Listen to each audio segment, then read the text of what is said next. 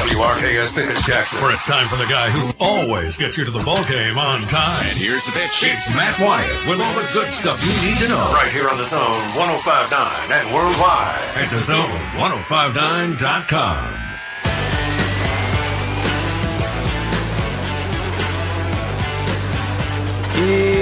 Yo! Here we go on a Friday. Welcome in on this Friday, kind of a free-for-all Friday. I'm going to prove it in just a minute. Live with you today on this Friday. I'm in the Bureau, the Farm Bureau Insurance Studio. Farm Bureau Insurance, go with the home team. They are your home team at Farm Bureau Insurance all across the great state of Mississippi. Your hometown heroes, that's your local Farm Bureau Insurance agents. I'm here. Beaver is here. Most importantly, you are here. And because you're here and tuning in today, and I just appreciate you. And it's a lot of the same people. And I just appreciate you. Therefore, we have a reason to be here and do a show. And you can be a part of it today, and I hope you will. Live stream is up and going right now on YouTube and Facebook and out there in X/formerly Twitter land. And you can comment on any of those platforms. You're watching the live stream right there. And you see the sponsors and see my ugly mug, but just type in a comment. It pops up on my screen right here, and then I can pop it up on the screen where everybody else can see it. You can also see there on the screen, we got numbers for you to call and text. You can text me on the Country Pleasing text line. The number to text, 885-3776. Now, listen, if you didn't catch that, you don't know it, I'll repeat it a bunch, so don't worry about it. And then the number to call, the Divini Equipment phone line, which is 897-1059. That's a 601 number, 897-1059. Now, hopefully I've spent enough time setting the show up so that Beaver has been able to comfortably settle in, and I'm not going to startle him by talking to him too soon. Happy Friday, Beav. I'm so startled. I'm so startled. Hey, startled is a very underutilized word in the English language, isn't it? You know what? It is. I'll tell you what else. Startled and throttled. Yeah. To say that you throttled somebody. Yeah. Like Hulk Hogan just throttled Don Morocco in the eggnog match back in 1985. Right now you're going, Matt, what Matt is this? Just hang on. Yeah. Hang on. Oh. How are you, by the way? Really, you good? Yeah, I'm good. Okay. I have another question for you. Did you see the two most recent pictures I texted you on your phone a minute ago? Yes, I didn't know what I was looking at, but Okay. It looks really good. All right, so two things. First of all, you've heard of Crumble Cookie, right? Yeah. Okay, they're not a sponsor of the show. This is free. It's just Mary Lydia and some of her friends went to the movies last night. Annabeth took them to the movies, and afterwards they went to Crumble Cookie. And Mary Lydia, you have to get a certain number. They won't let you just get one. Okay, that's part. I know. Yeah, They've got me with that. And part of their business model is brilliant, by the way. And so one of the extras was this thing that she wanted to get for me. And so I got back home after being there with you, and I look in the box. Okay, and Beav, it is a gigantic chocolate oatmeal cream pie. That's what that is. I tried to take a picture in comparison to the size of my hand right there, which, because you have always remarked about the odd, large, to an odd degree, the largeness of my hands. Mm. So look at that thing as compared to my hand. Oh, okay. Okay. That covers a large portion of your hand. To the outdoorsman out there, anybody that's ever been skeet shooting, it's about the size and even the weight of a skeet. Okay? The clay pigeon. It's humongous. Okay, and then I wanted to describe to you, Beaver, what it kind of tasted like. So I didn't eat the whole thing. I broke off part of it. I don't know that a human could eat the whole thing in one sitting. But it's almost like it's really good, solid, dense, rich chocolate brownie with the cream from the oatmeal cream pie in the middle.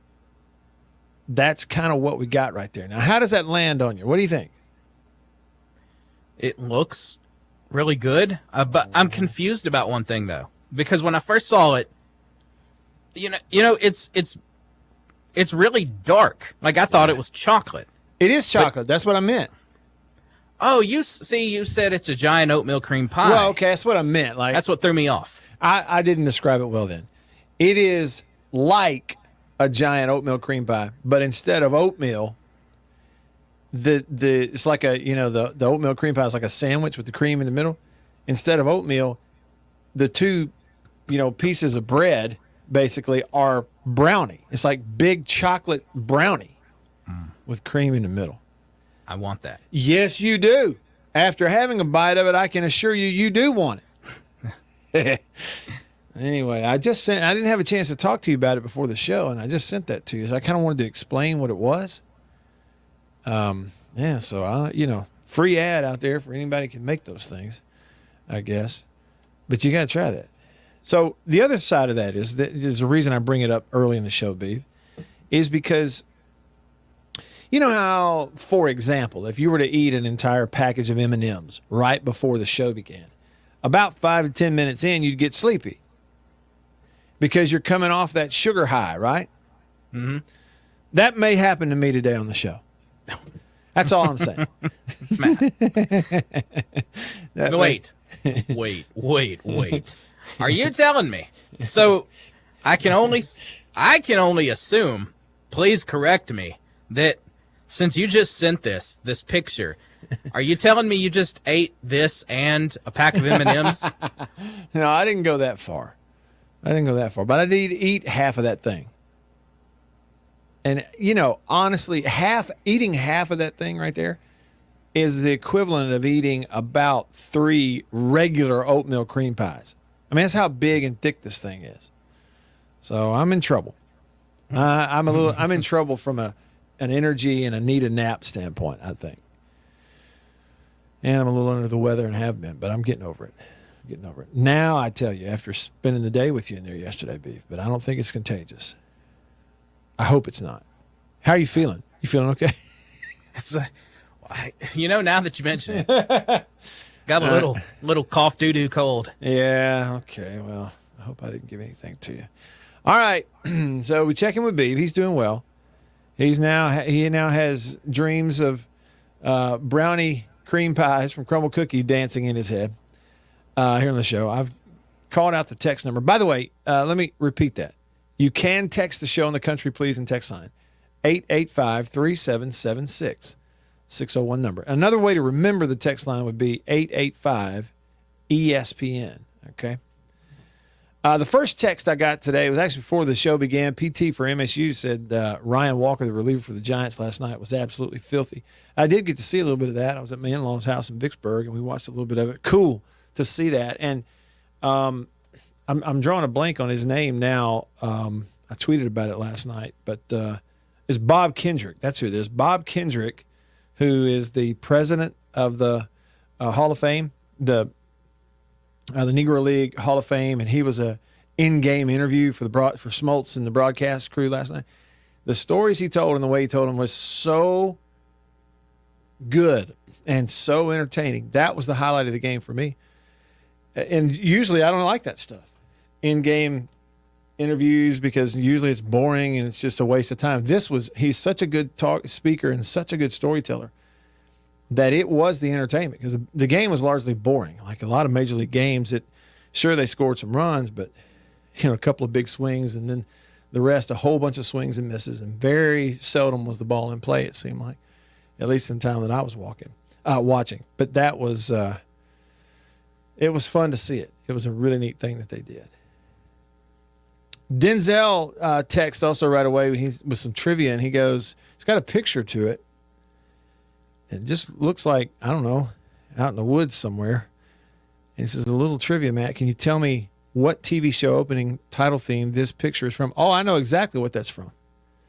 That's just outside of Hollywood, there in Los Angeles, at some park that you can go to right now from the beginning of the Andy Griffith Show. When, the intro to the Andy Griffith Show, when Andy and Opie are walking and they have their fishing poles and they're headed to the pond, That's it. That's what that is. And the way that I know that's what that is, Denzel, is I've told you in the past, I'm fascinated with where, filming locations. So I've watched and consumed a lot of content over the years of people to go and find these things and show it to you and tell you, like, if you want to see it yourself, how to go. There's a lot of tutorials on that stuff, like on YouTube. And so I've watched some of that, and I recognize it right away. That's what it's from. Thanks for sending that along. Yep, he confirmed. Ding, ding, ding, winner. Picture is located at Franklin Canyon Park, right beside Myers Lake. Yeah, it's interesting, too. We grow up watching those shows, Denzel, and supposedly, Mayberry was supposedly in the Carolinas, right? Little House on the Prairie was supposedly where? Iowa or something like that? All those, cowboy shows, westerns and old western stuff were supposedly out west in Wyoming and Nevada. And everything looks like Los Angeles.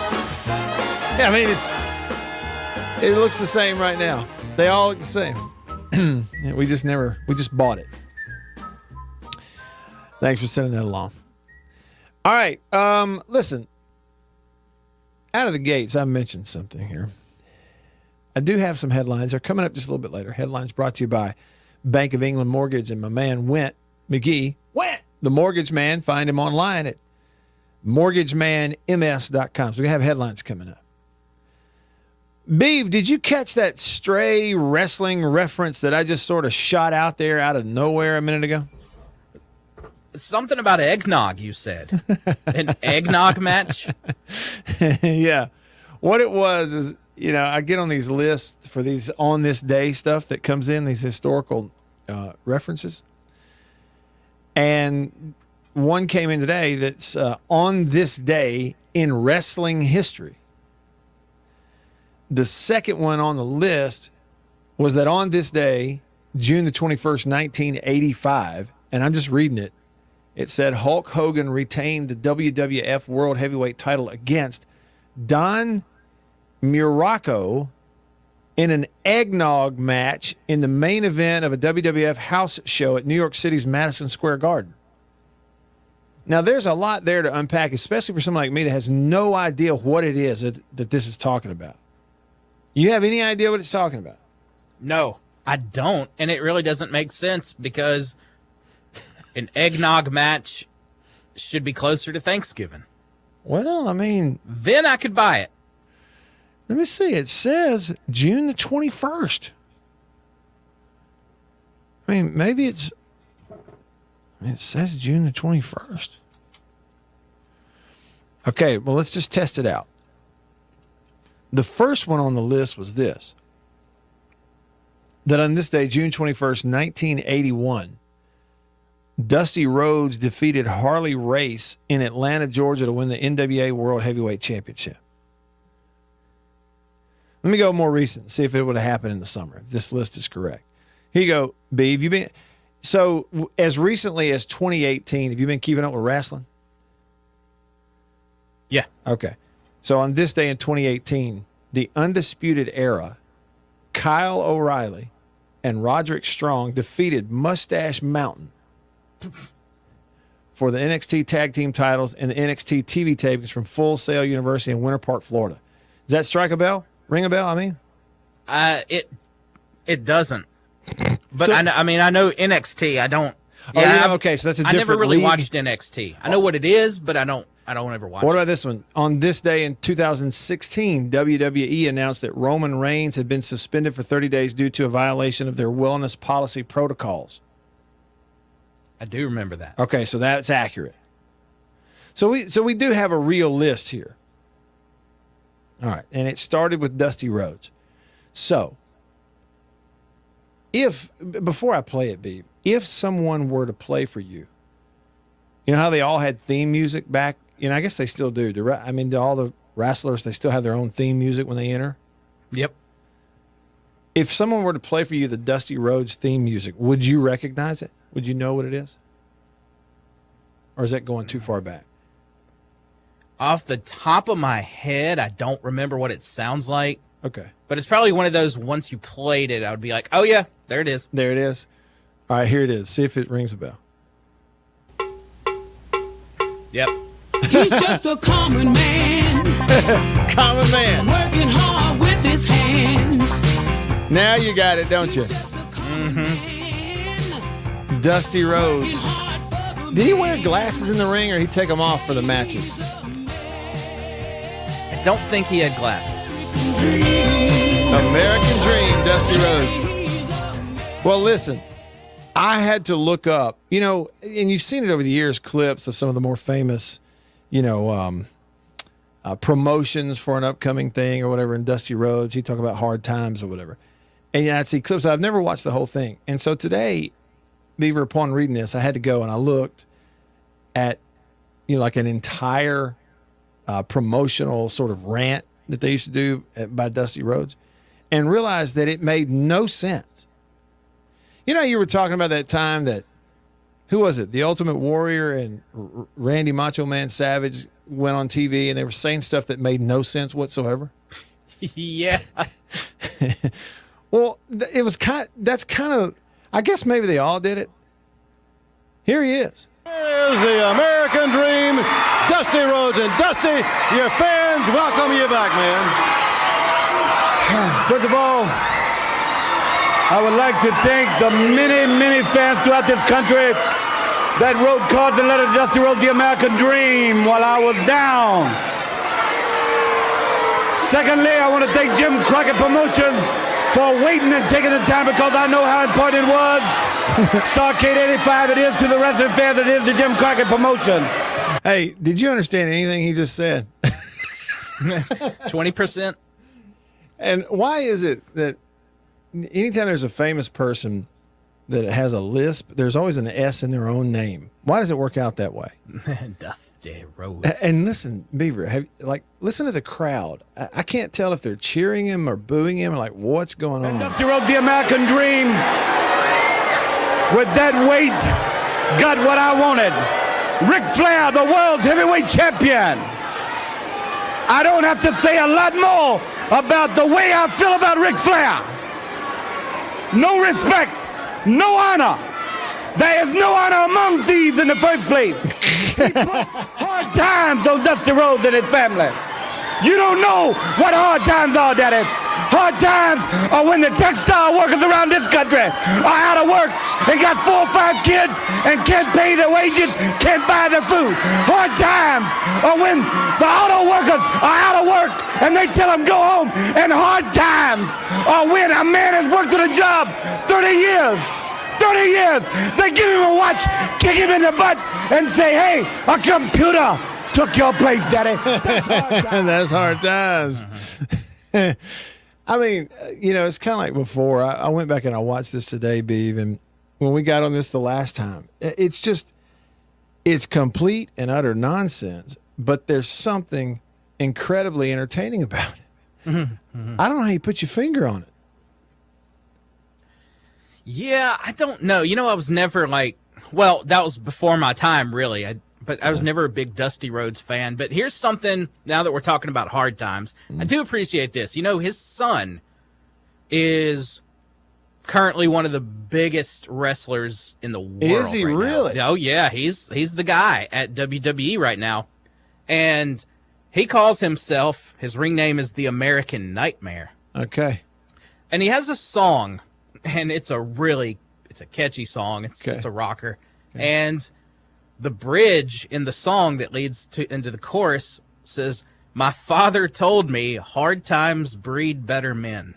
How about that? That's a neat little callback and a tribute to his dad, I think. Yeah. And Dusty Rhodes passed away, sometime in the last 10 years or something, or was it longer than that? Oh, God, I can't remember. Yeah, 2017, 18, somewhere around there. Fairly recently. Hey, here's one. See if you can identify who this was, who walked out to the ring with this music. See if you.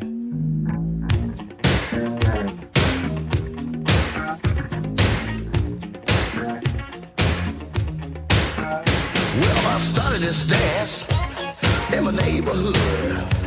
Now everybody's doing it. Got any ideas? Because it feels so No, but it sounds like Again, almost like a Ghostbuster song. it ripoff. does, and it's before your time. It's 80s. This would have been tough. It's the Junkyard Dog. Oh, That's the Junkyard Dog. All right, one more, and this is from the 80s too, but this is classic. Fantastic.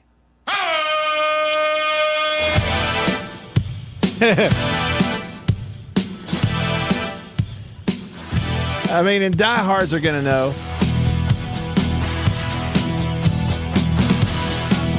I mean, this is just great theme music.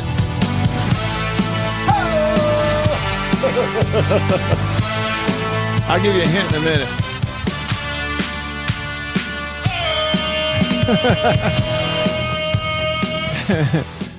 I'll give you a hint. The name of that song is 2x4. Tiger Bait got it. Tiger Bait got it. That would be Hacksaw Jim Duggan. Everybody together on 3. 1, 2, 3. Ha! That was great. Anyway, the list came in and I saw that, and immediately I started looking this stuff up because, like I told you last time we got into wrestling, or wrestling as it were, here on the show. All this stuff is old, but it's kind of new to me because I didn't get into it the first time. I'll go back and look at it now. It's either hilarious or just entertaining, or both, a mix of all of it. Got a great appreciation for it now that I really never have. Free for all Friday, anything goes. Get it on in here. I'll get to your text coming up on the Country Pleasing text line. Your comments on the live stream coming up. Anything goes. Stick around. Now's the time to get a great deal on proven Kubota.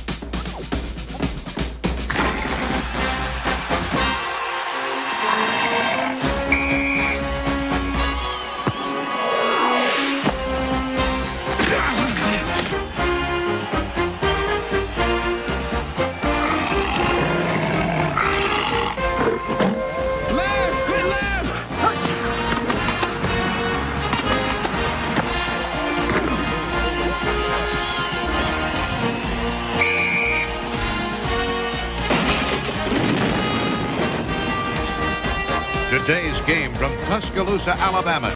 Time was their breakfasts were gloomy. They just didn't feel right, and they didn't know a delicious cereal could help their sad plight. So they tried this and tried that, but irregularity kept coming back all the same. For as often the case, lack of bulk in their diet was actually to blame. Once at the grocer's, the wife was so drooping and sagging that a neighbor said, "Get on Kellogg's All-Bran wagon. Why, All-Bran has a flavor that's scrumptious to eat. So rich and nut-like, makes breakfast a treat. And of course, Kellogg's All-Bran can help you each day to youthful regularity, the dietary way." "Well, it might do some good," said the wife with a sigh. "Guess I'll get some All-Bran and give it a try." Soon, breakfasts at her house were happy and bright, for delicious Kellogg's All-Bran set their day off right. Yes, All-Bran supplies all the bulk in your diet, you see, that you may need for youthful regularity. And no half-brand cereal possibly can provide this help as surely as Kellogg's All-Bran. A delicious, non-habit-forming aid to your diet. You're sure to like All-Bran. Just buy it and try it. Get on the Kellogg's All-Bran wagon with the best bran in the land. The cereal that tastes grand, the cereal that's All-Bran, a breakfast treat that can't be beat. Be a regular guy and climb aboard the All-Bran wagon. Eat Kellogg's All-Bran.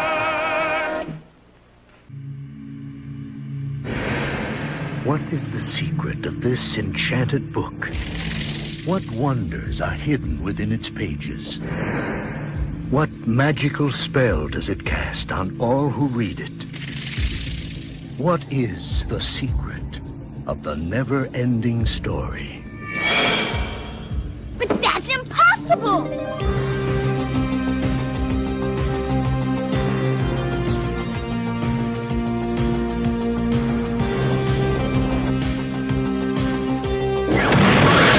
You will enter a world where a young boy's imagination becomes a vivid reality. The world of Atreyu and Artax, the Rockbiter, and a good and kind gnome. A world that is vast and eternal, treacherous and dazzling, unforgettable and free. For anyone who's ever made a wish, believed in a fantasy, or had a dream, this is the never-ending story.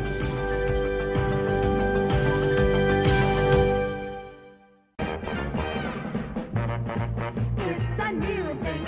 It's a fun thing. It's a swing wing. It's a what?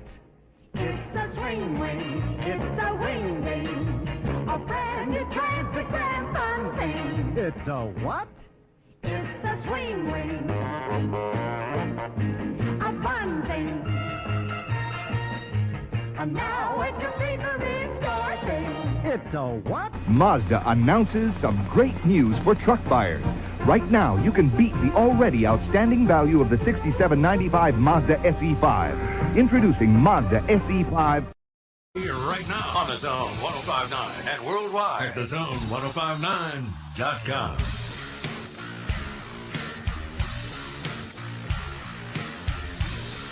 All right, back with you. I'm Matt. In the Bureau, on the YouTube live stream, Hail State fan, he commented earlier, we were talking about Dusty Rhodes, The American Dream, and his song, The Common Man. And he said, he commented, The Common Man Boogie, no glasses, just the strut. And then, there was that nugget in here that on this day back in 1981, Dusty Rhodes defeated Harley Race in Atlanta, Georgia to win the NWA World Heavyweight Championship. And Hail State fan said that when he was in grade school, his neighbor wrestled Harley Race and suffered a broken back. True story. It's terrible. Is he okay? Like, he heal up? Recover? I sure hope so. Thanks for the comment. He had a comment on Hacksaw, too. I mean, it doesn't get much better.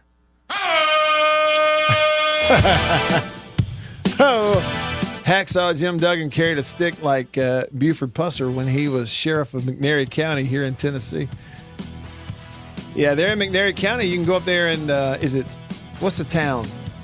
And anyway, they got the monuments and everything there as you go into town. I've been through there a bunch. That's right. He'd walk in with a big 2x4 stud over his shoulder, wearing overalls. It was a little different back then, for sure. It was for sure just a little bit different. All right, over to the we got headlines coming up. Over to the Country Pleasing text line. You can text the show on the Country Pleasing text line. Country Pleasing sausage on grocery store shelves all around the Southeast. It is the best. Get a hold of that habanero. It's one of the new flavors. It's outstanding. JC texted the show and said, Matt, I don't know if you've listened to Jake in the afternoon, but he is fully indoctrinated into the Ole Miss propaganda machine, he says. He says he's right at the precipice of trying to convince everybody that it's, quote, just women's basketball and track. And he says, speaking of that, is that the biggest lie that anyone's ever told you? Well, no, I'm sure there's been bigger ones. And I've told some lies in my life too, so I don't know that I can point a finger really at anybody. But as far as Jake, are you talking about, like, you said he's indoctrinated into the Ole Miss propaganda machine. Are you talking about regarding this football season or what? Because we were even talking about that yesterday. But their team is stacked and they've got a very conducive schedule. That's one thing that we've had a theme this week of different schedule related topics have come up. And when you look at theirs, I'm telling you, it is conducive to not only getting off to a good start, but a chance to make a run. And in a year where the playoff is going to expand and they're going to take more teams, you don't have to finish 1-2 and get into the SEC championship game in order to have a chance to get in the playoff. And then you get in the playoff, and even though we haven't seen it yet, just conventional wisdom is, well, it's a playoff, so anything could happen. And especially if we go in here and, it's a few more snaps and an extra game throughout the year that, you normally haven't been playing. You kind of see how injuries stack up on people throughout the year. But I'm just saying they have a chance. And it's really obvious. They've worked the portal. They've stacked their team with transfers, but have developed some of the transfers over a period of 2 or 3 years. And the prime example there would be a guy like Jackson Dart.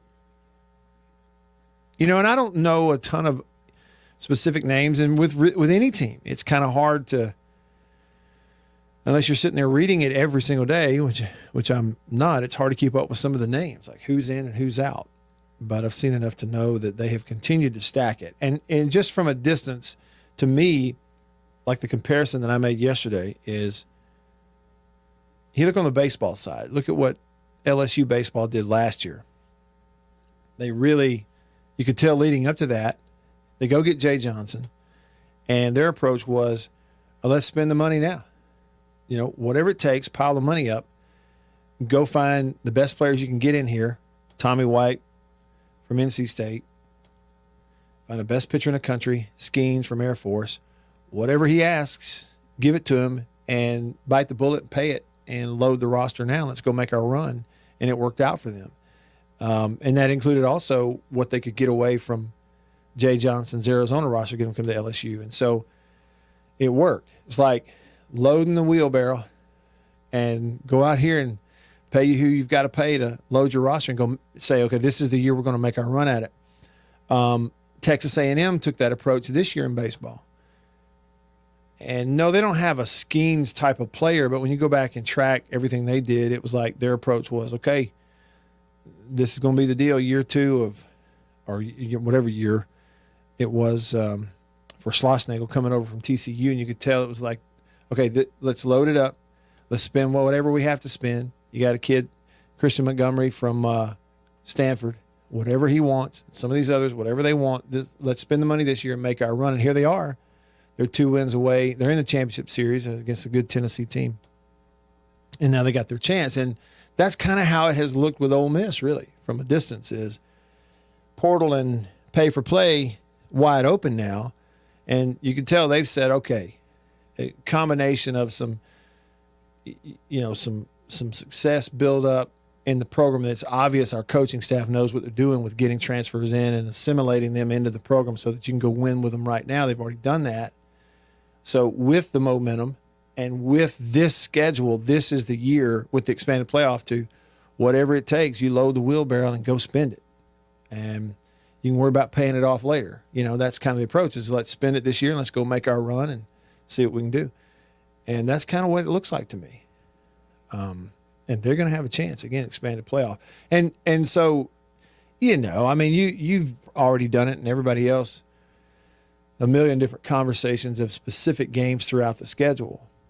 But if you just break theirs in half, if you break their schedule in half, basically, like draw a line down the middle, their open dates, because everybody's going to have 2 open dates in the football schedule this fall, because the season starts the last weekend of August. So everybody's getting 2 open dates. Well, both of them for Ole Miss are in the second half of the season when you need them most, mixed in and around big and right after big SEC games when you need them most.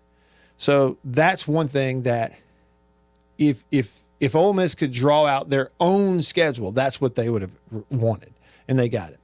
2, a chance to get off to a really good start. Here are the first 5 games of the year for them. And 4 of their first 5 are at home. Furman, Middle Tennessee, at Wake Forest, Georgia Southern, and Kentucky. 4 of the 5 at home, the 1 road's at Wake Forest. And so with their roster, their team, and everybody healthy, particularly quarterback healthy, they go out there and not even really play that well. They're going to be 5-0 before going to South Carolina, to kind of start what is going to feel like the back half of their year. They do have back-to-back road trips then at South Carolina and then at LSU. But then you get the first open date right after LSU, right before you have to go to Oklahoma. A few weeks after that, they host Oklahoma. A few weeks after that, a couple of weeks after that, they host Georgia. Boom, immediately get an open date right after that before the 2-game stretch to finish the year at Florida and then hosting state. So the timeline for them with what they built, what they have, this schedule on top of this is the year that with the expanded playoff and everything else, they've said with the experienced Jackson Dart at quarterback, this is the year, spend the money, put the team around him, whatever it costs, and go make your run. And that's kind of how it looks. So just from a practical standpoint, JC, I can understand people like Jake and everybody else looking at it and saying, you know, this is gonna be a year that, barring some, you know, catastrophe from an injury standpoint on the team or something like that, they should absolutely make a run at that thing. But, you know, there is a wild card for everybody. And even for us, as we try to evaluate it going into a year, is in I'm guilty of it. I still have a little bit of an older, antiquated approach in looking at a team from one season to the next in college football. And it's really, really tough. Like if you go back 10 years ago, we were doing that, and it was easier to be accurate. We weren't always accurate, but it was easier to be accurate because you kind of had a grasp of what a team was the year before and who they had coming back and who was going to have to step up and who graduated and who got drafted and how they recruited versus all those things. Now, so much of that is out the window one year to the next. We can think something about one team this year and think we see it with our own eyes. And there's 2 transfers that come in. You didn't know they were good. That turns out they're good. There's one transfer that comes in that you thought was great. He's not, you know. And so year to year, I do think it's tougher to really pinpoint who is what. So that's the wild card in evaluating and sitting here and saying, okay, here's what's going to happen this year. You know, I do think it's a little more hit or miss with all of us talking heads because nobody is as certain about rosters and who has what as we used to be. What do you think, JC? All right, we'll hit some headlines next when we come back in the Bureau, the Farm Bureau Insurance Studio. Stick around.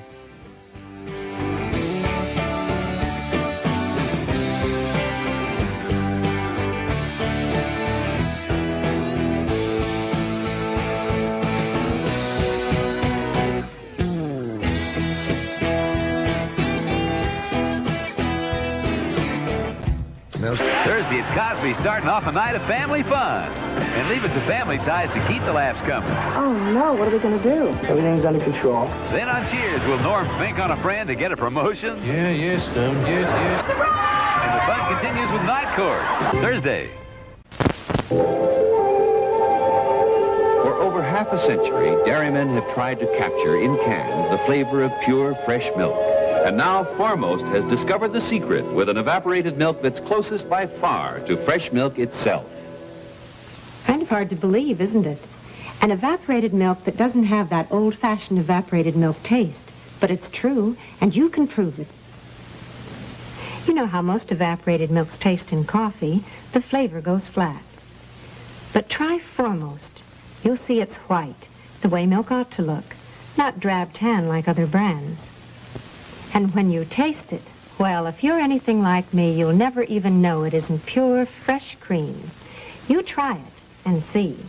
That's Foremost, the closest thing in cans to pure, fresh milk. Remember, your family gets the most from Foremost. Coca-Cola, come on, girl. Gotta share a Coke with you. Let the feeling show through. You wanna live a little bit more. That's what the taste of Coke is for. Coke adds life. Everybody wants a little life. Coca-Cola, Coke adds life. Everybody wants. Come on, Harry, come on. We're getting our picture taken. Special moments. Times of your life you'll want to remember. In pictures. Smile, Howard. Smile. To help make those pictures look as good as they can, make sure Kodak paper is behind them. If you don't see these words, it isn't Kodak paper. Just look for this sign when you get your pictures. Kodak paper, for a good look at the times of your life. See, wasn't that fun? Come and get it! Come and get it!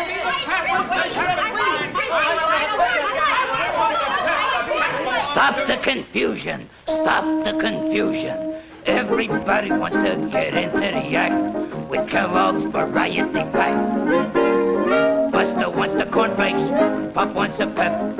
Mama loves the raisin bran, Mama is hip. Sister loves Rice Krispies, and there's Uncle Jack. He loves Kellogg's shredded wheat. Kellogg's makes it fun to eat. Breakfast with Variety Pack. Okay, folks, there's your favorite individual box of cereal, fresh from Kellogg's Variety Pack, untouched by human hands, except your own. That don't mean you gotta eat with 'em. Each individual box comes to your FOD, fresh on delivery from Battle Creek, right to your own dish. Yeah, everybody wants to get into the act with Kellogg's Variety Pack. Yes, sir, Kellogg's Variety Pack. Here comes the one, the delicious one. Heinz is the big red one. There's only one ketchup with this flavor pouring on. It's so thick, so rich, so second to none. Only one ketchup stands for this kind of thickness with this kind of taste. Heinz. Heinz is the big red one. I love the rich, whole wheat goodness of Kellogg's Mini Wheats. But the delicious frosted side makes the rich kid in me open wide. The nutritious shredded wheat helps keep me on my toes. But the little ballerina in me thinks the taste steals the show. Kellogg's Mini Wheats. Wholesome.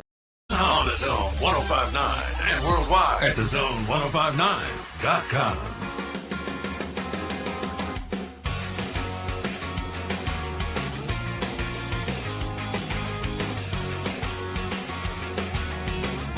Back with you, I'm Matt.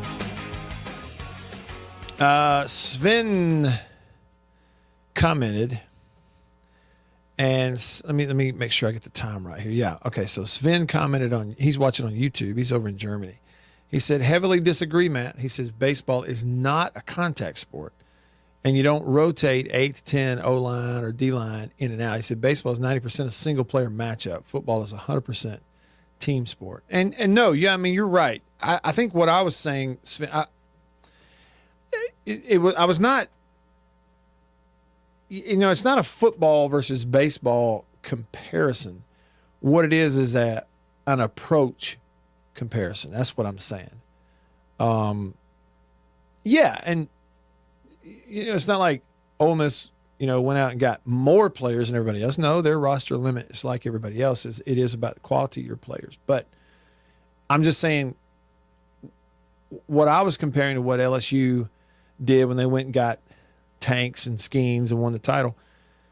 What A&M did prior to this year and going out and you just, load your money up and hit the transfer portal and say, we're going to spend it and this is going to be our year to make a run. I felt like there's a little bit of that with Ole Miss too, and seeing the age of their quarterback, the sort of the progression of the program and to what point it is after having success that you can build on.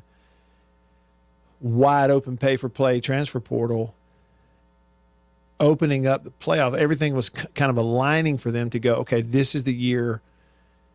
Whatever we want, whoever it is we want, let's spend it. Let's go get them as much as possible. And let this be the year that we say we're going to load it up and go make our run this year. And that's what I'm saying. That's the comparison I'm making, Sven, is saying that from a philosophy standpoint. Now, to what Sven said, JS290 on YouTube said, good observation. Baseball is a team sport where there's still mostly individual contributors. Other team sports require more coordination between teammates. Well, that is true, but let's say it like this too. Okay, and JC was saying that he was sort of lamenting the fact that he says Jake in the afternoon sounds like he's on the Ole Miss bandwagon. But I'm just, again, me here making an observation. You have to credit Kiffin and the staff because they already have in these last couple of years gone out and really done a lot of transfer stuff. And I mean, the proof's in the pudding for them. They have been able to coach it up and have a team of newcomers in a lot of different spots ready to go and play like a team and execute and win. They get it done. And that's one of the things we all wondered about transfer you in football was, you know, can you bring in 15 new guys who don't even know each other and, you know, take off running and a few of them go through spring and the rest of them come in the summer and then have yourself a cohesive unit in the fall? Well, some teams have been able to do it. Ole Miss is one of those. Sven said Ole Miss can use the portal like they want. Says they never get 70 plus 4 and 5 stars on the board like Georgia, Bama, or Ohio State. Says that'll finally bring them down. In baseball, one Skiens can kill a team alone. Pretty good observation there, too. Yeah, I mean, baseball, the pitching thing is such a, especially if somebody's as dominant as a Skiens on a Friday night. And there is some truth to the idea that you take a team like Ole Miss. Now, you got expanded playoff. You're going to get more teams in the playoff. It's not going to be limited to just 4, but you can take a team like Ole Miss or maybe one like what would be another example out there in another conference. I don't know, but a team like them. And still, it's going to be hard. You're right in terms of those type of players. Certainly what we refer to as 5-star type of players and 4-star. Yeah, they got 70, 75, 80 of those at Georgia, at Alabama, at Ohio State, at Michigan. And there is still a difference. There is still a gap. But in the money era, in the pay-for-play wide open portal era, there are some schools that, like what kind of Ole Miss has done coming into this year, is going, okay, the atmosphere and the rules or the lack of rules allow it. And so we're going to use it to our advantage. And we got money. And if we spend it wisely, we may not have 70 of them, but if we can keep, 30 to 35 of them healthy throughout the year, you never know. We can make our run at it. And maybe that's the thinking right there. Hale State fan said, so many arm injuries in baseball. I wonder how long Skeens is going to go until he needs Tommy Johns and as hard as he throws. A lot of people do wonder that. You're not the only one who wonders it. You hope he doesn't, but, you wonder. I don't know that. I mean, somebody may know if he's already had that in the past. Sven said they let him throw a maximum of 80 to 90 pitches in Pittsburgh, which is, they don't need to push it because there's definitely some effort in there. But if he's a guy who has never had the Tommy Johns injury, you watch him and it's kind of just a matter of time, right? That's just the era that we live in. Yeah, that's a good. Hey, Sven, you're right. I think that's a good one. Missouri is kind of an example, right? They did it. And they were the first state to really, as a state legislature, go out there and really shape their state law to give them an advantage in paying players to come to Missouri. And they're an example. They got money. They're never going to load up a roster with 70 to 80 guys like what Georgia has and can do and is doing. But they can maybe make their run. Tennessee, another example of that, probably. JC texted back and he said, yeah, it's football. Talking about football season. He said they always screw it up when there are expectations. And they have. That's true. When you say screw it up, I mean, they've had some good years, but there will be a moment that's sort of the hinge moment. And they have had sort of a knack of hinging the wrong way in those moments. And then he says, we'll hear Dart for Heisman soon, just like we heard Snead for Heisman. But you're already hearing it. And I think it's rightfully so. He's on the list. In terms of that award and what it has become, it's there's some hype in that award too. But he's on the list, and he's good. He's a heck of a player now. And generally, those guys just get better, right?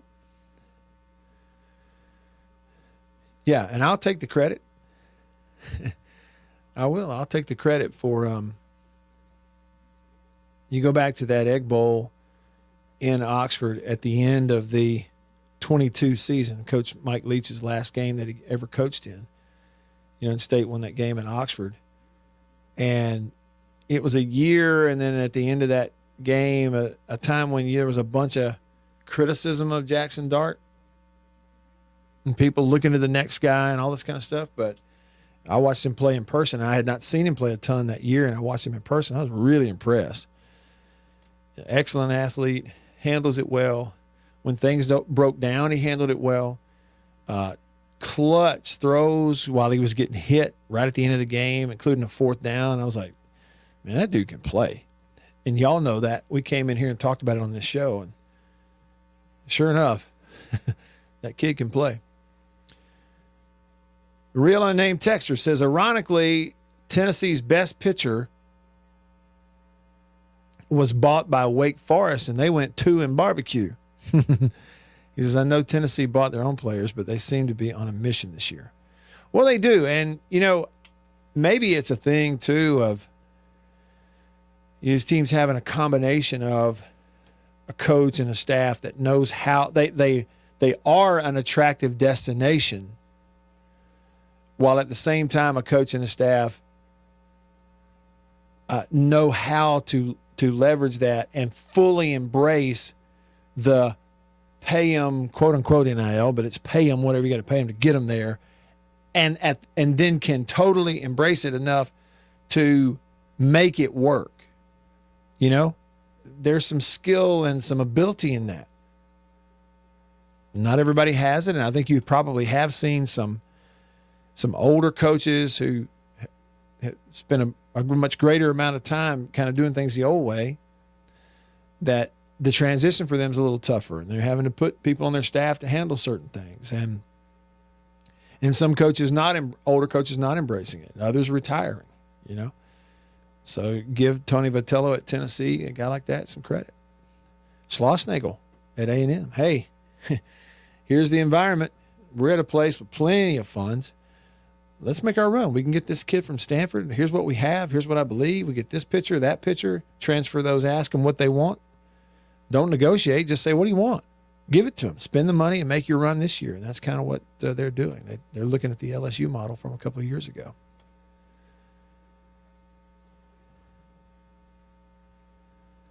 Sven comments on YouTube, says, Ole Miss had everybody on board and went to Athens last year. Bowers played injured, and Georgia still won by 5 touchdowns because they rotated guys in and out. Ole Miss can't do that. I think there's some truth to that. And I didn't watch every play, Sven. I would love to go back and do a study of that one to see what the difference in the rotation was in terms of the numbers of guys played on the offense, or particularly defensive line. But the line of scrimmage was the difference, right? Like Georgia ate their lunch, chewed them up and spit them out right in there on the line of scrimmage. And it was a huge difference between the two. I agree with you. Sven's on top of it today. All right, hour 1 in the books. Where'd the time go? Hour 2 coming up right after this. In the Bureau, the Farm Bureau Insurance Studio. Farm Bureau. Go with the home team. Stick around.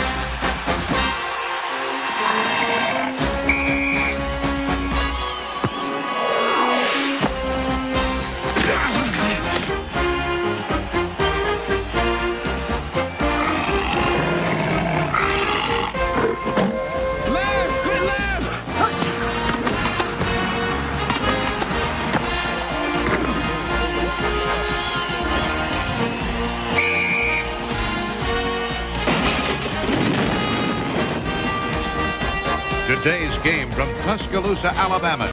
Time was their breakfasts were gloomy. They just didn't feel right, and they didn't know a delicious cereal could help their sad plight. So they tried this and tried that, but irregularity kept coming back all the same. For as often the case, Lack of bulk in their diet was actually to blame. Once at the grocer's, the wife was so drooping and sagging that a neighbor said, "Get on Kellogg's All-Bran wagon. Why, All-Bran has a flavor that's scrumptious to eat. So rich and nut-like, makes breakfast a treat. And of course, Kellogg's All-Bran can help you each day to youthful regularity, the dietary way." "Well, it might do some good," said the wife with a sigh. "Guess I'll get some All-Bran and give it a try." Soon, breakfasts at her house were happy and bright, for delicious Kellogg's All-Bran set their day off right. Yes, All-Bran supplies all the bulk in your diet, you see, that you may need for youthful regularity. And no half-brand cereal possibly can provide this help as surely as Kellogg's All-Bran. A delicious, non-habit-forming aid to your diet. You're sure to like All-Bran. Just buy it and try it. Get on the Kellogg's All-Bran wagon with the best bran in the land. The cereal that tastes bran, the cereal that's all bran, a breakfast treat that can't be beat. Be a regular guy and climb aboard the All-Bran wagon. Eat Kellogg's All-Bran. What is the secret of this enchanted book? What wonders are hidden within its pages? What magical spell does it cast on all who read it? What is the secret of the never-ending story? But that's impossible!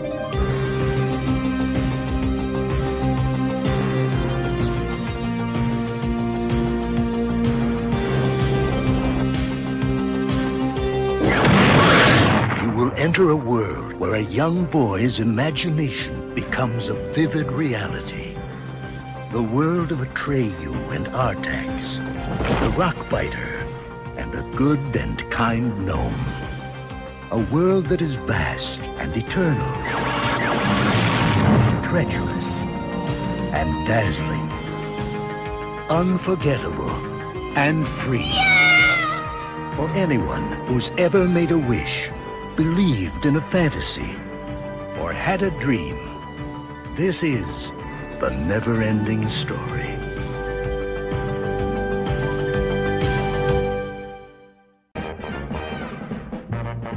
It's a new thing. It's a fun thing. It's a swing wing. It's a what? It's a swing wing. It's a wing wing. A brand new classic grand fun thing. It's a what? It's a swing wing. A fun thing. And now it's your favorite store thing. It's a what? Mazda announces some great news for truck buyers. Right now, you can beat the already outstanding value of the '67-95 Mazda SE5. Introducing Mazda SE5 Plus 5. $625 worth of extra features at no extra charge from Mazda. You get a bed liner, mud guards, sliding rear window, floor mats, and AM/FM stereo. That's a $625 value at no extra charge. But hurry, offer ends soon. Job. And the results speak for themselves. 4 out of 5 employers who post on ZipRecruiter get a quality candidate within the first day. That's right, the first day. Now you can focus on your business and let ZipRecruiter do the work finding the best people for you. See for yourself. Experience the ease, efficiency, and power of ZipRecruiter for free. Just go to ZipRecruiter.com/free. That's ZipRecruiter.com/free.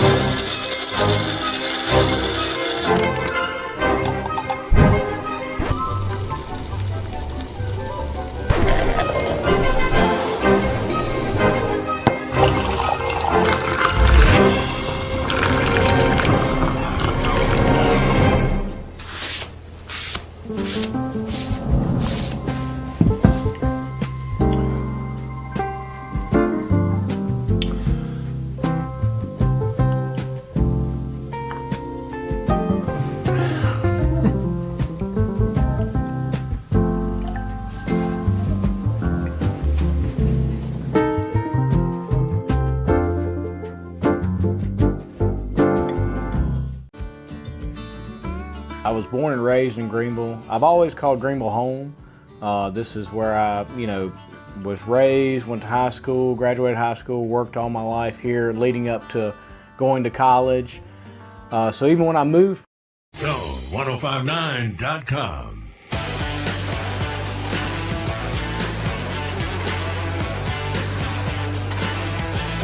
All right.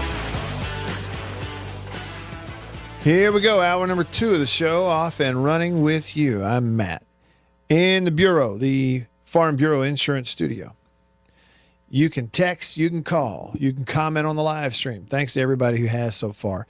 This is one of those days where I came in here today into the Bureau and I needed 2 things. Well, really 3 things. I needed 3 things. First of all, I needed Beaver to be here. Because none of this, this don't happen unless he's here. And he's here. He's always here. And so that's really number 1. But the other 2 things I needed was, 1, hot coffee from High Point Roasters in New Albany. This was a travel morning for me, and I didn't have normal coffee. In fact, and let me just say, too, the other thing I needed was to hear from y'all. I really needed you to talk to me and help me get the conversation going today. Sven and JS290 and Hail State Fan, everybody on YouTube and on the Country Pleasing text line. I really needed Grizz and Denzel and JC and Tiger Bait and Jason out in Flagstaff, Arizona, who texted me earlier when we were talking about Dusty Rhodes, and he quoted him. And he said, "I've soared with the eagles and slithered with the snakes. He's just a common man. Dined with kings and queens and dined on pork and beans. With his hands. He's just a common man." I needed all y'all to be here today because I ain't feeling great.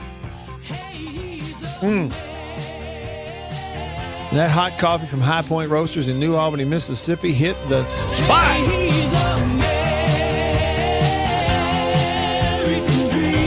American dream. You don't know hard times when you run out of coffee from High Point Roasters in New Albany, but thankfully I've got some. I'm on some breakfast blend right now. Ground it up, made some before the radio show. Hot out of the thermos. Yeah. So we're good. We're good. I needed y'all today. Hey, let me report. I need to report on something to Beaver because, it's been reported on this show, Beaver is all about convenience. Hey, Beav. Hey, Matt White. How do you feel about things that are like restaurants, convenience stores? It's, drive-throughs. It's all about convenience. The whole thing's set up on convenience, but somebody there not doing their job makes it inconvenient. How do you feel about that? It feels like you may have experienced something like this. I feel like that's where you're going. But I don't want to be someone. If you're not living up to convenience standards, then you are yourself inconvenient. You're inconveniencing the convenience. I mean, let's put it on a tombstone. He was never inconvenient. I mean, that's a heck of a compliment, right? Well, let me just say, I don't want to get anybody in trouble. Stuff happens, okay? But it was inconvenient this morning, Beav. I had to leave. I had to drive in from Vicksburg, and I was leaving Vicksburg early. And so prior to 6:30 a.m., the Chick-fil-A in Vicksburg is supposed to open at 6:30 a.m., and I didn't realize that. I pulled up at first, and I realized it says closed on the drive-through thing. And I looked down, it was like 6:20. Okay. So then I look it up, they open at 6:30. So I thought, okay, here's what I'm going to do. I'm going across the street. I'm going to fill up with gas. And then I'm going back over to Chick-fil-A, and it'll time out perfectly. And so I did that. I was a few minutes. So I'm back in the drive-through line at like 6:27. And then it's 6:29. And then boom, 6:30, still not open. 6:33, still not open.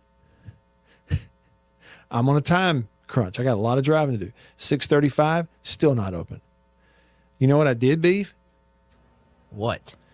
I put it in reverse, And I backed out of there through the cones and everything. I didn't hit one. But I had to, because you pull in the drive-thru, if you're one of I was the second in line. And so, I'm in the cones, I'm trapped.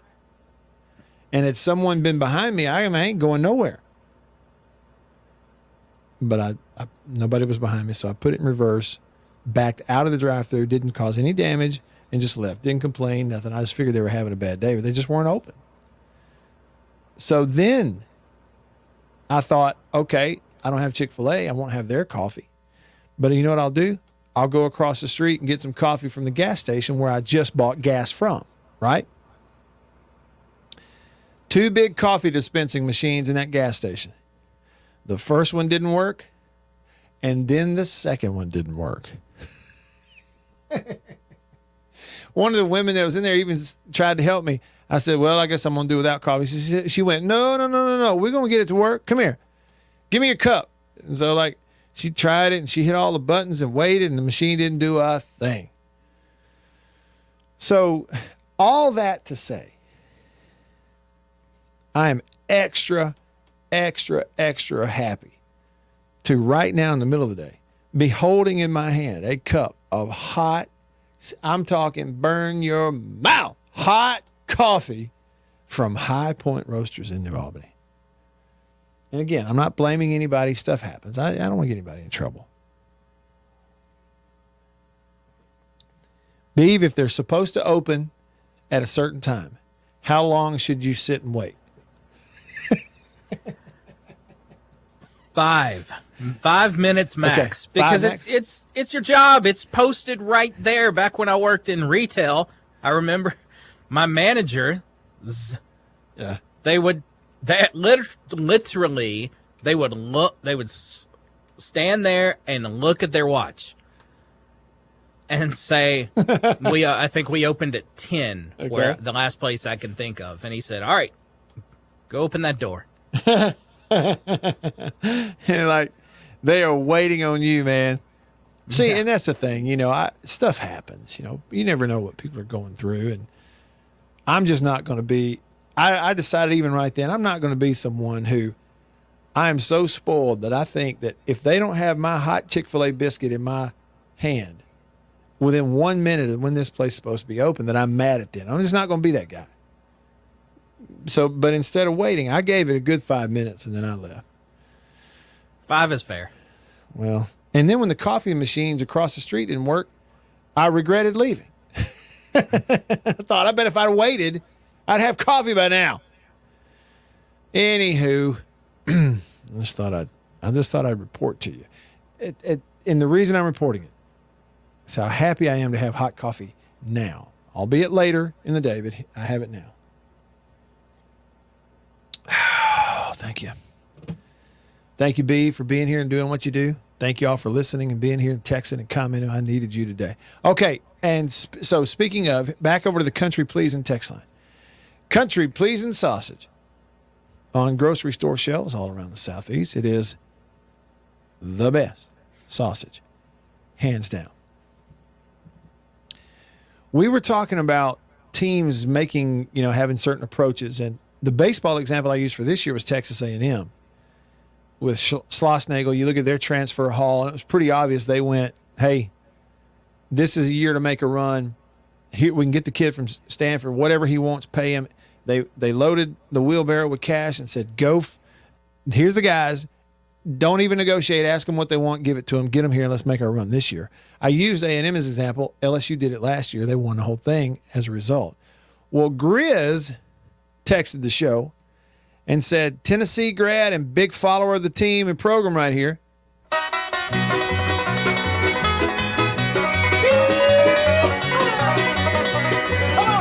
Wish that I was on old Rocky Top down. Grizz is saying don't leave us out. He said we got Billy Amick, third base, A.J. Causey, a pitcher, Nate Snead, a pitcher, Dalton Bargo, right fielder, DH, Cannon Peebles, a catcher and DH, all from the portal. Wild as a mink, but sweet as soda pop. I still dream about that. Rocky Top, you know. He said we paid Amick the most, and he has delivered with a 20 home run year. He said, but they all have been major contributors this year. people's maybe a little less than the others, but look at that. I mean, you're talking about there's another team. The two teams that are playing for the national championship in baseball starting tomorrow. Grizz, thanks so much for the info. I would not have known otherwise. But here you go. Load the wheelbarrow with cash. Go to their front door. Don't negotiate. Just ask them what they want. Get them on the roster. And Vitello said, okay, we'll make it work. From a jar. Rocky Top, you'll always be home sweet home to me. Beeve loves a banjo. Good old Rocky Top. Rocky Top, Tennessee. Rocky Top, Tennessee. Come on, Beeve. Cut a rug, Beeve. Grizz said, appreciate that Rocky Top. It says, we had the all-in approach this year because we lose 8 starting fielders and 2 pitchers after this. So, hey, look, go all in. It has really opened up like a new approach at certain places. And it's like there's got to be certain combinations. And you touched on it. Maybe, and again, I don't know all the behind the scenes, and it's probably this case in varying degrees at everywhere. We sit here and we Fall State had a resurgence this year and played, deep into a regional on a team that got, program getting back on its feet. And Cal Steven, who's your Friday night guy, there's others obviously, but he's a great example of portal guy that works out for you. And I don't know what state was paying him. I don't care, but I'm sure there were, right? And so you look around, everybody in varying degrees, but some places like if you have a combination of all the right factors, and if they can see it a year out, you don't have to, coaches and programs are not having to judge what their needs are going to be 2 and 3 years down the road like it used to be to maneuver the NCAA transfer rules, right? Guy transfers D1 to D1. He's got to sit out 1 year. That means he's on the field after 2 years. What are you going to have around him in 2 years? How much eligibility does he have left? None of that anymore. It's like, it's a 1 year process. So probably if you have a combination of, right coach at a place with plenty of resources, plenty of money, however they're getting it. And again, not to get off in the weeds on that thing, but Grizz, you're a Tennessee fan, I'm a State fan. What we're about to see, I know in Mississippi, and I'm sure other places as well, but I know in Mississippi, the state law that just got redone in April opens the door for, I think, beginning next year in 2025, it's a whole different way of funding the collectives so that they can be your transfer portal pay-to-play arm. And the schools themselves, with the revenue that they're earning via the TV deals and everything else, is going to be able to float via a marketing expense a bunch of money, millions even, to those collectives and say, all right, now go get who we need. Work with the staff, go get who we need.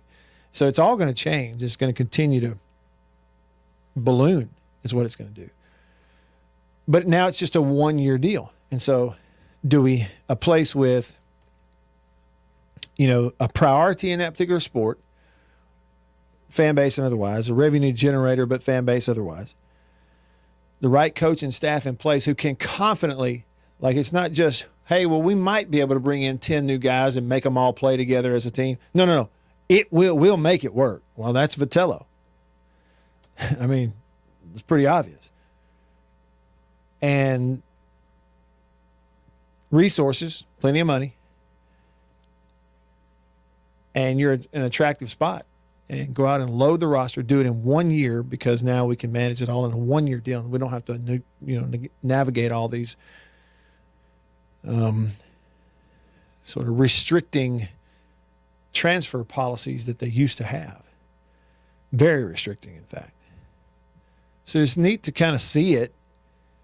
At first, it was disheartening to see it all change because I didn't think all of it was really good for anybody. I didn't think it was good for the schools. I know it's good short term, puts money in short term in the pockets of some of the players, but I don't know that long term it's really good for them. But nobody cares what I think on that regard. So now that I've all gotten used to it, I don't really care anymore. They don't care if it's good for them or not. Why should I? It just is what it is. And you can see it happening all over the place. It makes you wonder, like, who's gonna do it? Who's gonna invest millions in their baseball team next year, depending on who they have coming back and what they can put around them? It's, I don't know, am I wrong? But it's like baseball, for example. It's a miniature version of what you've had in the major leagues now for 20 years, where you could see it coming. There's a team out there in the market where they totally tank for 2-3 years, load the minor league system, and then boom, free agency, 3 guys out of our system are stars. We got a whole bunch of other minor leagues that we can use as trade bait. We hit, and we make our run. We spend our money now, we make our run. And then we go back to tanking again for a couple of years. That's kind of what it looks like. Tell me if I'm wrong.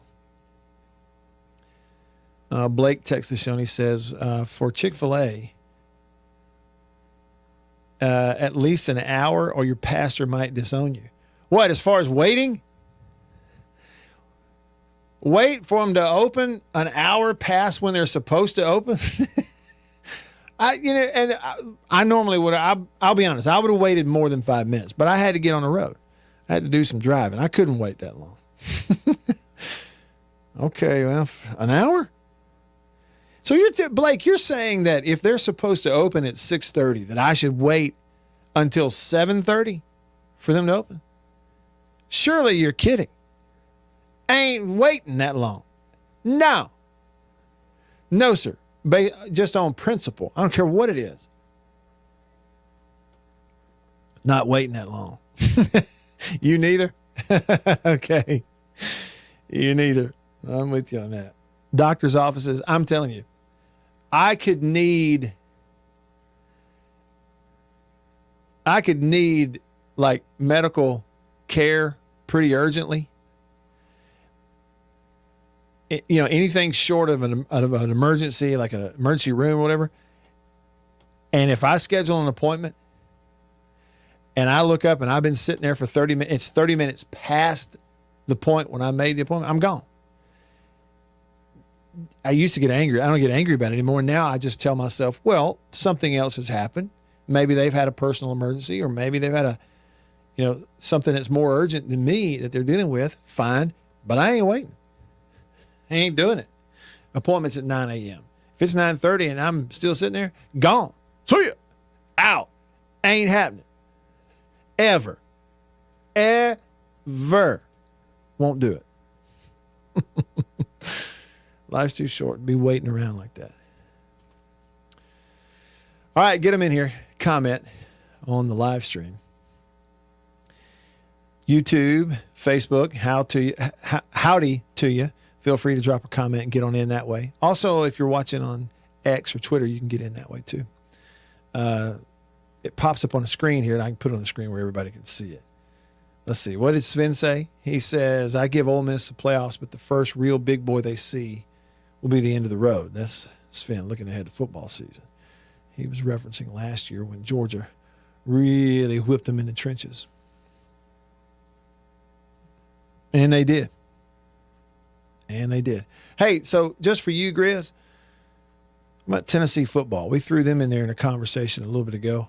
I hadn't even looked at Tennessee's schedule this year. Tennessee football. Let's see. So everybody has 2 open dates. They go 4 games open date, 3 games open date, finish with a 5-game stretch. 4, 3, and 5 separated by open dates in the middle. The first 4, they've got 3 at home and 1 on the road. So 3 of their first 4 at home. They open with UT Chattanooga, hat tip, Dan Mullen, cigar in his mouth, post-Egg Bowl. UT Chattanooga. Then NC State week 2. Now, is that a neutral site deal or is that Neyland? I see it listed here as a home game. I just didn't know if it was in Neyland or if it was week 3, Kent State. And I wouldn't think that NC State is a pushover, but it is a game that Tennessee will and should win. Okay, it's in Charlotte. Thanks, Grizz. All right, so the NC State game's in Charlotte. So it's not a home game, neutral site, though. But again, not a pushover, but that's a game Tennessee ought to win. So UT Chattanooga at home, NC State neutral, Kent State at home, and then go to Oklahoma. We talked about that one yesterday. Tennessee at Oklahoma week 4. That's a fun deal. It's a fun week 4 game. And then an open date after the Oklahoma game. They come back for a 3-game stretch at Arkansas and then back-to-back home games against Florida and Alabama. Man, if you're a Tennessee fan, one of those 100,000, and you got season tickets and it included that, I mean, there's your deal right there. Even if you can't go to the others, back-to-back weeks, October 12th, October 19th, back-to-back home games. Tennessee's going to host Florida and Alabama, and then get an open date and get their second open date right after the Alabama game. Again, it works out for Tennessee well. So you go to Oklahoma on the road. That's your 4th game of the year, have an open date. Come back 3 straight SECs. After Alabama, you're open again. And then the 5-game stretch to finish the year. Kentucky at home, Mississippi State at home, at Georgia, big old red circle there. UTEP at home and at Vandy. Yeah, it is a very favorable schedule, isn't it? It is. Road trip to Georgia, road trip to Oklahoma. Power 5 non-con is neutral site NC State, but it's a really winnable game, certainly, with the job that Heupel has done. And then everything else. The other non-conferences are Chattanooga, Kent State, and UTEP. That's win-win-win.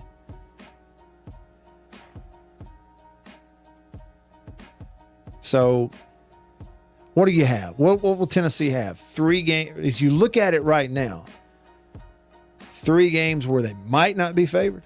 At Oklahoma, at home versus Alabama, and at Georgia. But let the season play out. Who knows? Yeah, it's a really favorable schedule for them, for sure, with what they have. All right, good old Rocky Top. Blake was talking about my preacher. My preacher's a big Tennessee fan. He'll sing Rocky Top every now and then. All right, rolling along in hour 2 of the show here in the Bureau, the Farm Bureau Insurance Studio. Stick around.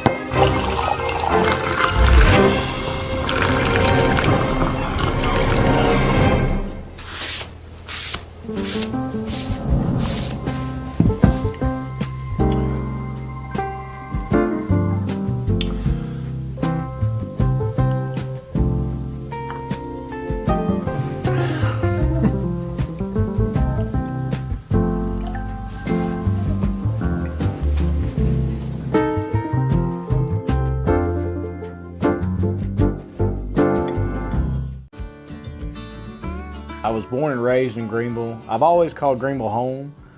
This is where I, was raised, went to high school, graduated high school, worked all my life here, leading up to going to college. So even when I moved from Greenville, I always told people, they asked me where you're from, I always said I'm from Greenville. I have mother, father, brother, niece, aunt, all live here in Greenville. So this is home. This is where I, live, and I've just always called it home. Small town, I feel like I could walk in any place tomorrow and know 2 to 3 people in there. It's small town.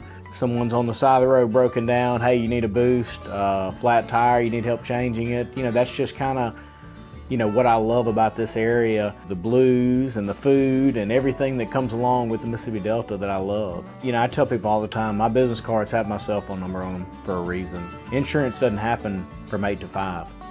When you need me, it's going to be after 5. It hardly ever happens where you have a wreck, get pulled over, need an insurance card, wind blows, shingles off your roof. All these things happen, and it's typically after 5. And so the ability for someone to call me, get in contact with me, text me, ask me a question, and that's what it's about to me, is helping the people that we serve, is taking care of people, and them knowing that they can count on me whenever they need me. I am Brian Street with Farm Bureau Insurance in Washington County, and we are your home team. Y'all have heard me talk about Murray West and murraywest.com. They made the hat that I'm wearing. Got the Natchez Trace logo on it. I've told you a little bit about what they are. Contract embroidery company here in Mississippi. Started back in 1996, family owned. They do a phenomenal job, and I got to go visit their place up in New Albany. Let me show you a little bit about it.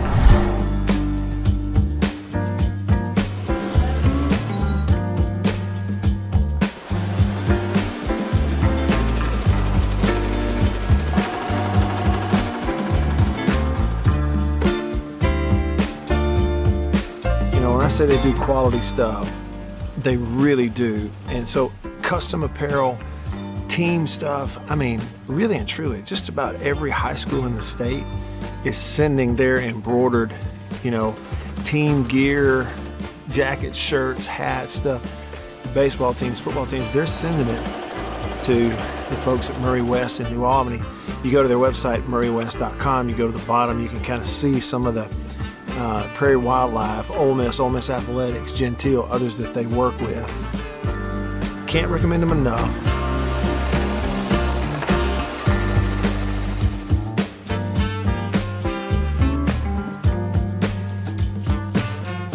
If you need your logo printed, embroidered, and tell him what you think right now on the Zone 105.9 and worldwide at thezone1059.com.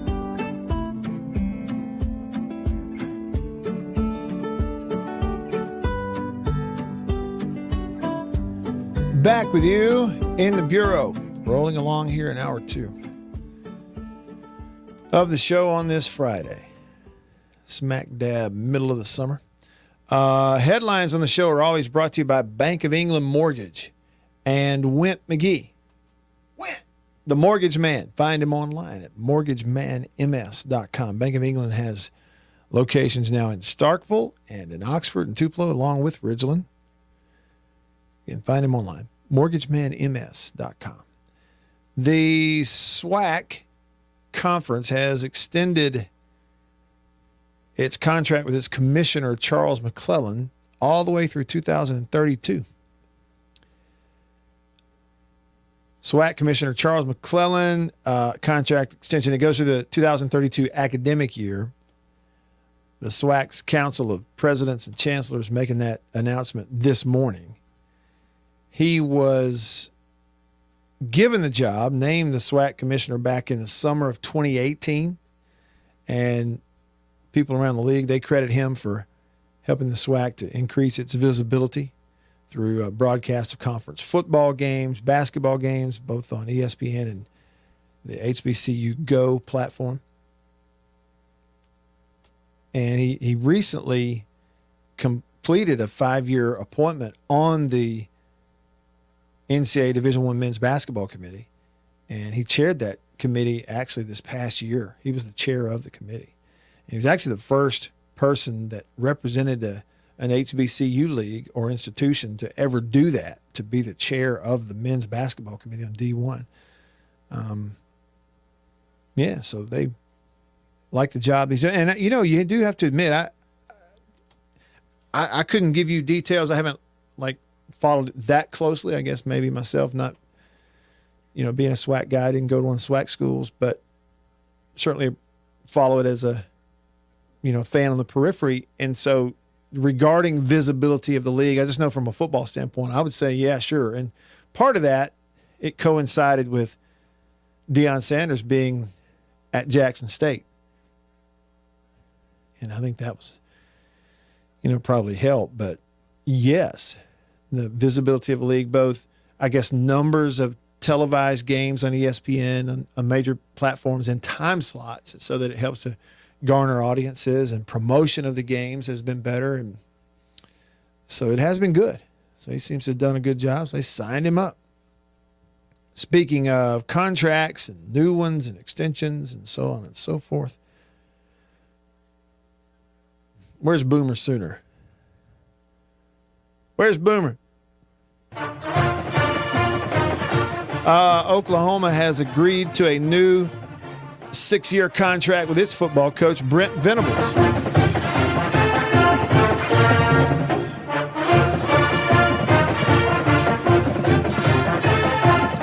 which includes a significant raise, adds 2 additional seasons on the end of his existing contract.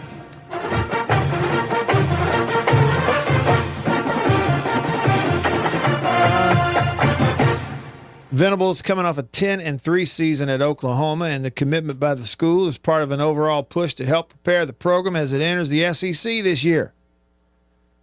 Sign him up. He is 16-10 in 2 seasons. All right, so that means he went, 6-7 the first one? I remember that. It wasn't too good when Lincoln Riley left that first year, but last year it popped, went 10-3. Big part of that was that transfer quarterback, right? Yeah, the Gabriel, kid who came in there to play quarterback for Jeff Levy on the offensive side. Had a top 10 recruiting class in 2024. Now, this is an ESPN article that cites that, and I'll just stop right there. Okay. All right. Hold on. Let me give you some commentary. In the history of recruiting rankings, there's always been a debate. What do they mean? How accurate are they? How much weight should I put in them? This, that, the other, all that kind of stuff. Okay, there always has been. Let me just say it this way. There has never, whatever weight you have put on anybody's quote-unquote recruiting rankings, there's never been a time in the history of recruiting rankings that you ought to put less emphasis on them than right now. Now, I'm sure if you are a coach's agent and you're trying to get a new contract, that if you're able to sit down at the table in negotiations and say, hey, look, he just had a top 10 recruiting class according to this service and currently has a number 7 ranked class in ESPN's rankings for next year. I'm sure you would use that and see if they'd buy it. I'd laugh at it if I'm on the other side of the table. Like, wait a minute, time out. You're serious? We're using recruiting rankings? It's always been really hit or miss, but now, who are they recruiting? How many? I mean, 90% of the effort is to transfer, to bring in transfers and go portal. Don't be throwing top 10 recruiting rankings at me. So what? Okay. You can go, oh, well, they really mean something. Trust me. Okay. Well, what if I trust you that the recruiting rankings really mean something? Next question. How many of the players in this recruiting class going to be here next year? How many more are transferring the next year? There has never been a time in the history of recruiting coverage as it relates to signing high school and even junior college players where you ought to pay less attention to it because they sign them and then half of them are gone. You didn't even have time to learn how to pronounce their names before they transfer. Brent Venables is 53 years old, just a young fella. Long-time successful assistant at Kansas State, at Oklahoma, then at Clemson for Dabo. Has been a part of 8 national championship teams. By all accounts, a really fine person. Great guy, solid. Kind of guy you want to be around. I've always found it easy to pull for him. Unless they play in the Bulldogs, which I guess they will at some point. There's Boomer. He's on the country pleasing text line. Here you go.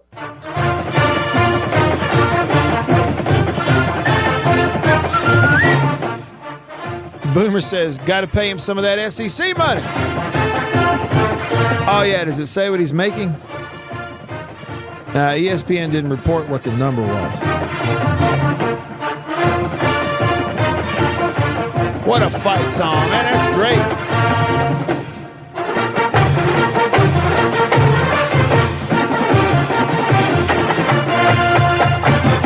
Man, what a fight song. I mean, I know Texas is cool and everybody gives them a lot of attention and they don't even they're like, oh, Texas and Oklahoma are coming to the SEC. Texas is getting a all-day broadcast on the SEC network celebrating their joining the SEC in a few days. And they're a peep out of Oklahoma. That makes me respect Oklahoma even more. They're like, let's just go. Forget all this fluff. Let's just play ball. Makes me respect Oklahoma even more. Okay? But I do know this. In the addition of Texas and Oklahoma to the SEC, Oklahoma hands down wins the fight song battle. Not close. Now, Bevo's pretty cool now. You got to admit that. He's pretty cool. You got to admit it. Jason out in Flagstaff, Arizona says, can I make a request for the wildlife show? Next time you have the fisheries guy on, can you have him talk about gar? The guy the other day mentioned that they eat young alligators, and I think anyone who has ever accidentally hooked one on a crankbait, yep, right here, hand up, knows they are not a, quote, trash fish, as is the general narrative back home. Those things fascinate me. Yeah, and they're different, all the different species, the bottlenose and the short nose and then the alligator gar. And, okay, we'll do it. We'll do a gar discussion one of these days, Jason, just for you. Sure. Why not? It's our show. We can do what we want. Years ago, I mean, it might have been 20 years ago, Jason, I got to observe at the fish hatchery in Tupelo when they moved out of one pond. I think it was 2 giant female alligator gar. They moved them from one pond to another pond so that they could mate. And then what we call lay eggs, they're going to mate, spawn, have more alligator gar. And it was fascinating because the only way they could do it is you get on one side of the pond with a big net and guy down in the water, and on the other side, holding the other end of the net, and they just start walking. And the net slowly but surely pushes them up in that shallow water, and they had to get down in there and just get a hold of them. Took 2 guys because this thing was like 8 feet long. And there's 2 of them picking it up. Big old thing. His head looks like an alligator, but it's a fish. It's fascinating. Grizz texts the show, says, not to change the subject back to Tennessee, Matt, but you need to ask Beaver about Tennessee's wide receiver room. Well, now's as good a time as any. Let's check in with B. Hey, B. Oh, I'm sorry. The music started. All right, my timing's off. Grizz, we're going to have to wait for just a couple of minutes. We're on hard breaks here. We don't get to tell them when to break. They tell us when to shut up. So we're going to break for just a second. We'll come back, and I'll get the deets from Beaver on Tennessee's wide receiver room. Don't know what this is in regards to. No clue. Boomer Sooner with the info. The 6-year deal for Brent Venables is $49 million. That'll go a long way in Norman. Won't it? You can buy a nice lawnmower with that. From Davini Equipment on Highway 51 in Madison, Spring Ridge Road in Jackson, your Kubota dealer. You can buy 2 lawnmowers. Stick around.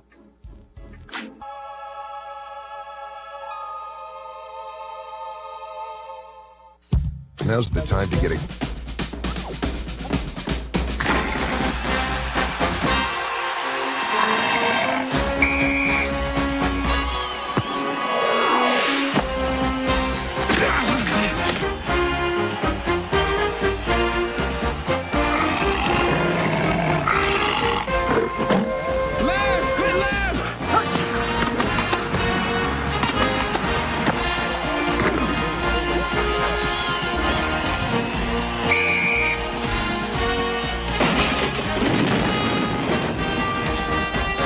Today's game from Tuscaloosa, Alabama.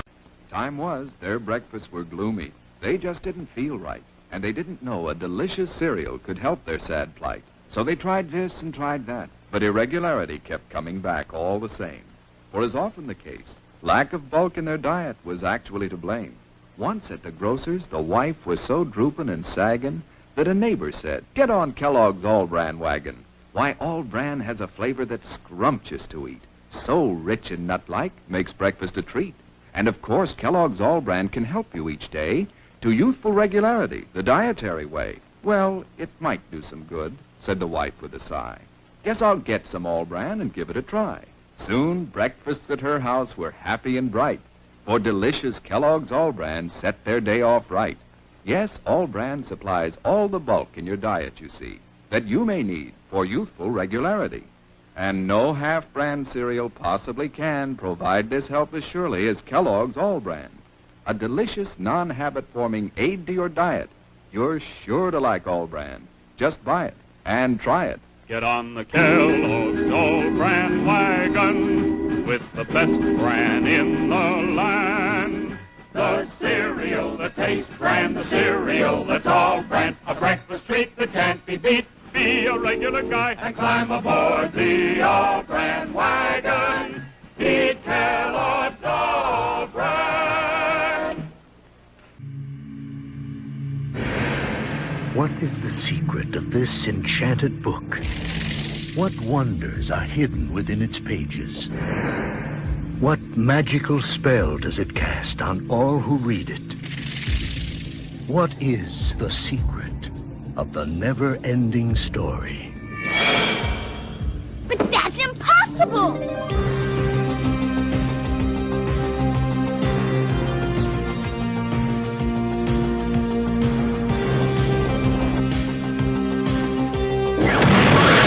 You will enter a world where a young boy's imagination becomes a vivid reality. The world of Atreyu and Artax, the Rockbiter, and a good and kind gnome. A world that is vast and eternal, treacherous and dazzling, unforgettable and free. For anyone who's ever made a wish, believed in a fantasy, or had a dream, this is the never-ending story.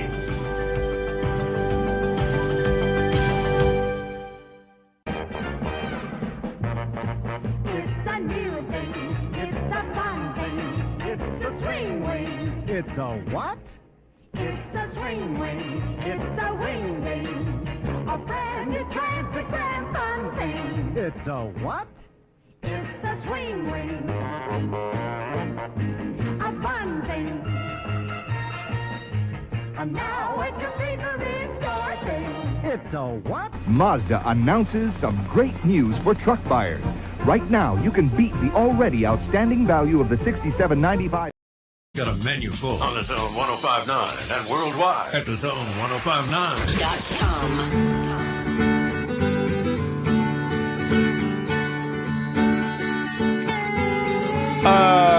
Back with you. Sven on YouTube says before the show ends, Matt, you got Vols or Aggies in the College World Series. He's saying A&M in 3 games. I'm going to go Tennessee in 2. I think Tennessee will go 2-0, and that'll be the end of it. I think Tennessee's that good. So I'm going Tennessee in 2. That's my prediction. If you've listened to this show, you know that a lot of times I'll go to Beaver with food questions and food discoveries and food ideas, and I'll bounce it off of him just to see what he thinks. Well, let's do it now. One that I sent Beaver earlier today, we were in lockstep on this one, and then another one I just saw. Hey, B! Hey, Matt Wyatt. So earlier today, I was in a filling convenience station, and I saw something I've never seen before, a yellow and orange bag of Doritos. It's called hot mustard Doritos. Your thoughts? No, because my thoughts remain this morning. Yeah, Uncle Bill's in here. He shook his head no, too. Did he? Okay, so he's out on the hot mustard Doritos. All right. He's out because that sounds questionable. I'm not a fan of, like, spicy brown mustard. All right. Ooh, I love mustard, but spicy brown. And I imagine that's like it's right there in the title, spicy mustard. So I don't want it in a chip either. Okay. Question. Have you ever had any Grey Poupon? Are you old enough to remember the Grey Poupon commercials? Yeah, he pulled up in his fancy car. Pardon me. Do you have any Grey Poupon? Bill. Would you have any Grey Poupon? No, sir. I'm not riding down the road in my car with a bottle of fancy mustard. No, it's in the fridge at home, sir. And don't follow me there. It's creepy. That ought to be the commercial. Now, the next one is this. Beav, listen to this. I just saw this on the gram. A man said, I will never eat watermelon the same way again. The way he's eating it. Slice up watermelon. And then cut up a lemon and squirt real live lemon juice on your watermelon and then eat it. What say you? Yeah, I knew. You know what? I knew exactly where you're going because I feel like we're talking about the same video because I saw this a few months ago. Okay. A man sitting there squirting the lemon. It's supposed to be just amazing, hydrating, just making you just feel hydrated. Electrolytes, all that business. Yeah. All the fancy words. See, I'm a big fan of watermelon. I love it. And I don't want a whole lot messing with the flavor of the watermelon. When I was younger, I would put salt on it because people told me I should, and it's good enough. But then I realized, I like it much better without salt. I don't want anything on it. I want it to taste like watermelon. The reaction of this guy on Instagram was like, thumbs up. Squirt some lemon juice on this watermelon. I wonder if there's anybody out there who's ever tried that. Okay, second, salt or no salt watermelon for you? I'm just about to go there. Get out of my head. Because you just brought up Big L. Has always been a big time salt on watermelon, man, and I never understood it. You just don't understand it. I don't. Yeah, because I'm right there with you. If I'm going to eat some watermelon, I want the taste of watermelon. Right. I don't want salt. And I'm like, if you got to put salt on it, first of all, how much salt does any human need? Do they need to put it on their fruit? That's too much salt. Nobody needs that much salt. But I'm saying if you want salt on it, you probably really don't like watermelon. It's like people who put all that cream and sugar and sweetener in their coffee. Well, if you need all that, turns out you don't like coffee. Get something else. Okay, well, I'm glad we settled this.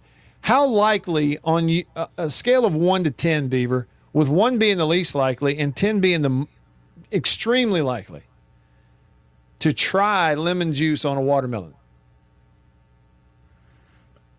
I'm probably not likely. Okay. But I am curious. Like, I want to try it, but I don't, I never in my life have I purchased a watermelon. And I think only like twice in my life have I purchased a lemon. Okay. So it's just simply because I'm not going to buy these things. Mm-hmm. If I did, I would like to try it. But what if it's terrible? What if it's a waste? And then I'm done. I'm out an entire watermelon. Well, then you've not only wasted one fruit, you've wasted two.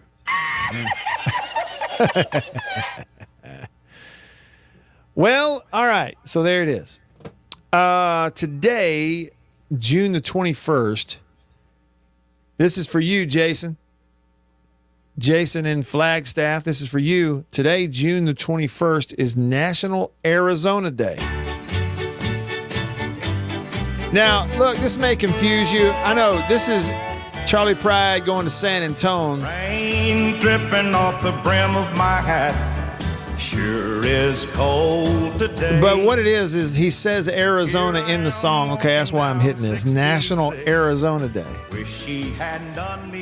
Arizona, the home to the oldest continuously inhabited settlement in North America. Established around 1000 AD, the village of Old 𝐷𝐷𝐷𝐷𝐷 is located on the Hopi Indian Reservation in Navajo County. Arizona, originally part of the Spanish and Mexican territories. Sing it, Charlie. Come on. Is anybody going to San Antonio or Phoenix, Arizona? Any place is all right as long as I can forget I've ever known her. Fiddles. In 1848, it was ceded to the Union due to the discovery of copper in 1854. Copper mining became the primary industry in Arizona. And in 1863, it actually became its own separate territory. Despite becoming a state in 1912, it wasn't until World War II that there was a boom in the population out there in Arizona. So compared to a lot of the rest of us out here, out east, it's kind of a young state as it pertains to being a state in the United States. Happy National Arizona Day. Today is also, speaking of food, this would have been a more natural transition if I'd have done this one first, Beaver. But speaking of food, today is National Smoothie Day. Beaver, how you feel about smoothies? I don't know. I'm not big on it either. It's hashtag National Smoothie Day. I don't know about smoothies. Anytime I've ever thought about, it might be good, I just think ice cream. I'd rather have ice cream. Smoothie. Enjoy yourself a smoothie today. Maybe you can have a watermelon and lemon smoothie. Like the aforementioned. Using fresh ingredients, whole grains, and punches of flavor, smoothies transform our fruits and veggies into a delightfully cool drink. Some smoothies incorporate herbs and spices. Do they? Base ingredients are milk, yogurt, juice, and a blend of fresh and frozen fruits and vegetables in a variety of combinations. The Homecoming Queen sent me something, speaking of yogurt. One more food thought. This came from the gram as well, but we may try this at some point. It sure looked good. But see, what you do is you take some yogurt and you whip it. Whip it. You whip it with peanut butter. And now you got this real light, fluffy peanut butter something. Put it on a stick. Freeze it. Then after you've frozen it, you take it out and you dip that down in some melted chocolate. And then let that chill in the fridge. Well, again, I don't know if it's any good or not, but I know peanut butter's good. I know chocolate's good. I know yogurt's good. And it might be hard to mess it up. And it sure looked good. Whatever they put on this thing she sent me on Instagram, it sure looked good. So we might be trying that. All right, a couple of final thoughts. Jason out in Flagstaff, Arizona on National Arizona Day said, the Navajo name for the mountains across the street from my house translates to, quote, summit that never melts. He said it ain't just deserts and cactus for what it's worth. Yeah, I mean, I guess we got a lot of that in the different states in the Union, but that is one where, man, it's drastically different. The northern part of that state versus the southern part. No question about it. All right, listen, the game times, I have not looked ahead to see what weather's going to be like tomorrow for game 1 of the championship series at the College World Series in Omaha. All SEC final, A&M and Tennessee, but right now that first game is scheduled for tomorrow night at 6:30 Central. So that'll be the next big sporting event that I'll be eyeballing tomorrow night, probably you too, and then we'll see what happens. Sven predicted A&M in 3. I said Tennessee in 2. Now we wait. For Beaver, I'm Matt, all of us here on the show. Thanks so much for being a part of it today. Really do hope you have an enjoyable weekend, and we'll see you next week. I'm Matt in the Bureau, the Farm Bureau Insurance Studio. See ya.